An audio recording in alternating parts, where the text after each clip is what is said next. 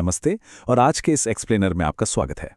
आप जानते ही हैं कि भारतीय रेलवे से सफ़र करना हमारी ज़िंदगी का कितना आम हिस्सा है।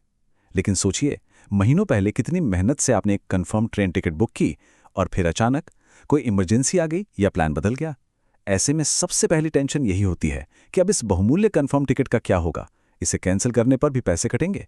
तो आज हम इसी बात का गहराई से विश्लेषण करेंगे और जानेंगे कि कैसे आप पूरी तरह से लीगल तरीके से अपनी कंफर्म टिकट अपने ही परिवार के किसी सदस्य को ट्रांसफर कर सकते हैं। अचानक प्लान्स का बदलना सच में बहुत ज़्यादा स्ट्रेसफुल होता है ना। आपके हाथ में वो कंफर्म टिकट है लेकिन आप जा नहीं सकते। ऐसे में जो सबसे बड़ा सवाल हम सबके दिमाग में आता है वो ये है कि क्या सच में एक ट्रेन टिकट किसी और को ट्रांसफ़र की जा सकती है? क्या आपकी उस कंफर्म सीट पर कोई और बैठकर सफ़र कर सकता है? इसका जवाब सीधा हाँ या ना नहीं है। इसके पीछे रेलवे के कुछ बहुत ही दिलचस्प नियम और शर्तें हैं। तो चलिए बिना किसी देरी के इन्हें डीकोड करते हैं।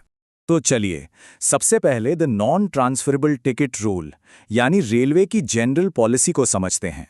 ओके, तो चलिए इसमें थोड़ा गहराई से उतरते हैं। रेलवे की रूल बुक इस मामले में एकदम क्रिस्टल क्लियर है। जनरल पॉलिसी कहती है कि जिस व्यक्ति के नाम पर बर्थ या सीट रिजर्व्ड है, सफर भी वही करेगा। यानी आप अपनी टिकट किसी और को नहीं दे सकते। अगर सिंपल शब्दों में कहूं तो टिकट आपकी है तो अधिकार भी सिर्फ आपका है। और ऐसा क्यों? क्योंकि रेलवे को टिकटों की कालाबाजारी रोकनी है। ये एक रॉक सॉलिड नियम है ताकि कोई दलाल टिकट बुक करके उसे महंगे दाम पर ना बेच सके। लेकिन पूरी कहानी सिर्फ इतनी नहीं है, इसके कुछ बहुत ही खास अपवाद भी हैं। और यही एंट्री होती है हमारे अगले सेक्शन की, द फैमिली मेंबर एक्सेप्शन, मतलब बदलते प्लान्स के लिए आपकी एक लाइफलाइन। तो राहत की बात यह है कि रेलवे के चीफ रिजर्वेशन सुपरवाइजर के पास एक स्पेशल पावर होती है जिससे वो कुछ खास स्थितियों में टिकट पर नाम बदलने की परमिशन दे सकते हैं। पर यहां एक बहुत बड़ा कैच है। ये ट्रांसफर सिर्फ और सिर्फ एक योग्य फैमिली मेंबर को ही किया जा सकता है। और सुनिए, रेलवे की डिक्शनरी में फैमिली की डेफिनेशन बहुत ही स्ट्रिक्ट है। आप अपने किसी दूर के चचेरे भाई, मामा के लड़के या अपने बेस्ट फ्रेंड को टिकट ट्रांसफर नहीं कर सकते। ये स्पेशल छूट बहुत ही लिमिटेड दायरे में काम करती है ताकि इसका कोई गलत फायदा ना उठा सके।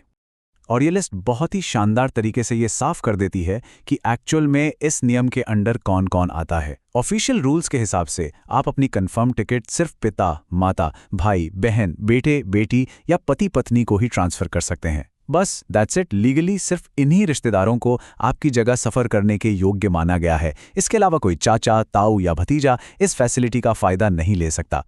ये लिस्ट एकदम फिक्स है और इसमें किसी भी तरह का कोई कॉम्प्रोमाइज़ नहीं होता। चलिए अब बात करते हैं एसेंशियल डॉक्यूमेंट्स रिक्वायर्ड की, मतलब इस ट्रांसफर को सक्सेसफुल बनाने के लिए आपको तैयारी क्या-क्या करनी होगी। तो चलिए आगे बढ़ते हैं और देखते हैं कि ये पूरी प्रोसेस काम कैसे करती है। क्योंकि बॉस, ये काम सिर्फ ऑनलाइन क्लिक करने से नहीं होगा, आपको थोड़ा फिजिकल एफर्ट डालना पड़ेगा। स्टेप 1, आपको अपनी इलेक्ट्रॉनिक रिजर्वेशन स्लिप यानी ERS का एक प्रिंट आउट निकालना होगा। स्टेप 2, उस स्लिप पर जो भी ओरिजिनल फोटो आईडी मेंशन्ड है वो आपको साथ रखनी होगी। और हाँ, जिस फैमिली मेंबर के नाम पर टिकट ट्रांसफर कर रहे हैं उनकी भी आईडी जरूरी है ताकि आपका रिश्ता साबित हो सके। और स्टेप 3, आपको एक लिखित एप्लीकेशन के साथ पर्सनली अपने नज़दीकी रेलवे रिजर्वेशन ऑफिस जाना होगा। ये काम आपको काउंटर पर जाकर ही करवाना होता है। अब आते हैं हमारे आखिरी लेकिन सबसे जरूरी सेक्शन पर, strict deadlines and limits. In final rules को फॉलो करना बहुत ज्यादा जरूरी है। So the crucial point is timing. आपके पास सारे सही डॉक्यूमेंट्स हैं, एलिजिबल फैमिली मेंबर भी है, लेकिन अगर टाइम निकल गया तो सब बेकार।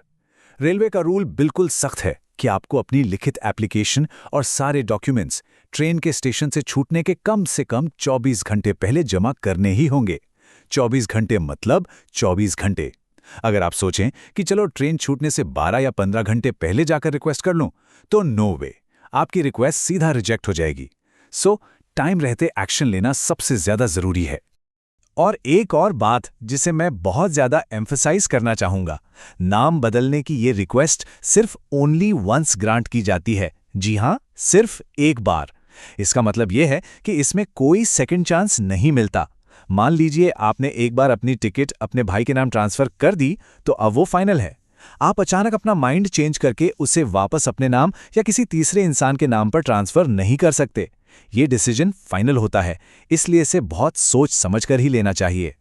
तो आज के इस पूरे एक्सप्लेनर से एक बात तो बिल्कुल साफ है कि रूल्स भले ही कितने भी सख्त क्यों ना हो, वो एक बहुत ही कमाल की सुविधा भी देते हैं।